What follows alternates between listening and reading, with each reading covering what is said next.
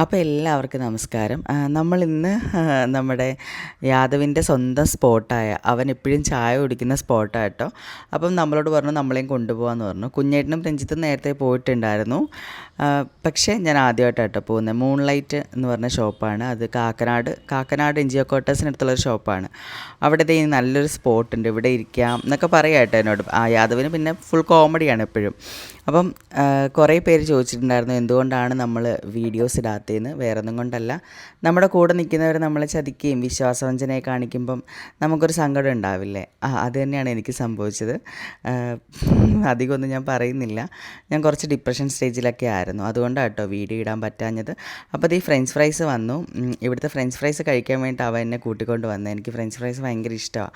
നല്ല ക്വാണ്ടിറ്റി ഉണ്ട്, അതുപോലെ തന്നെ ടേസ്റ്റും ഉണ്ടായിരുന്നു കേട്ടോ. അപ്പോൾ പറഞ്ഞു വന്നത്, ഞാൻ കുറച്ച് ഡിപ്രഷനിലായിരുന്നു. ഇപ്പം ഞാൻ ഓക്കെ ആയിട്ട്, ഇപ്പം ഞാൻ ഭയങ്കര ഹാപ്പിയാണ്.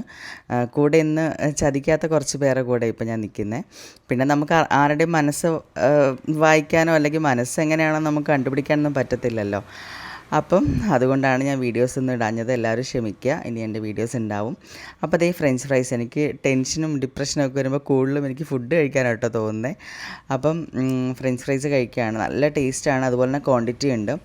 അതുപോലെ പക്ഷേ എന്താ സംഭവിച്ചതെന്ന് വെച്ചാൽ ആ ഒരു സ്ലൈസിൻ്റെ ലെങ്ത്ത് ഭയങ്കര കുറവായിരുന്നു. ചെറിയ പൊട്ടറ്റോ ഫ്രൈ ആയിരുന്നു, അതുകൊണ്ടൊരു സങ്കടം. അപ്പോൾ ദേ ഞാനത് നക്കി വടിച്ചു എന്ന് വേണമെങ്കിൽ പറയാം. മയണൈസ് നല്ലതായിരുന്നു. അതുപോലെ ഞാൻ കെച്ചപ്പും യൂസ് ചെയ്തിട്ടോ കഴിച്ചത്. നല്ല ടേസ്റ്റ് ഉണ്ടായിരുന്നു. അതുപോലെ നല്ല വൈബുള്ള സ്ഥലമാണ്, നമുക്ക് സംസാരിച്ചിരിക്കാനൊക്കെ നല്ല രസമാണ് കേട്ടോ.